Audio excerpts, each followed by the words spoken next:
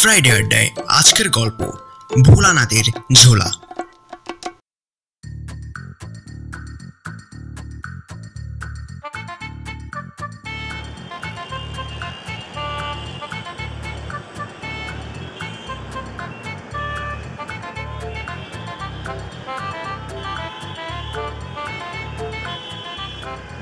প্রথমবারের মতো ভোলানাথ গেছেন দিল্লিতে।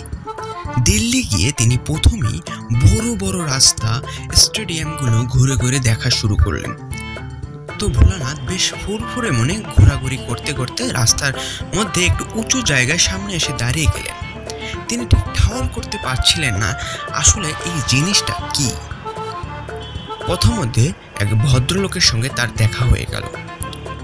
ভোলানাথ ওই ভদ্রলোককে বললেন, দাদা, আপনাদের দিল্লিটা বেশ চমৎকার, চারদিক তো গোছানো, কিন্তু রাস্তার মধ্যে এত বড় বড় স্পিড ব্রেকারগুলো কেন বানিয়েছেন তা বুঝতে পারছি না।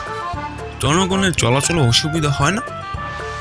ভদ্রলোকের জবাব, আরে মশাই, বোকার মতো কথা বলছেন কেন? ওটা তো ফ্লাইওভার।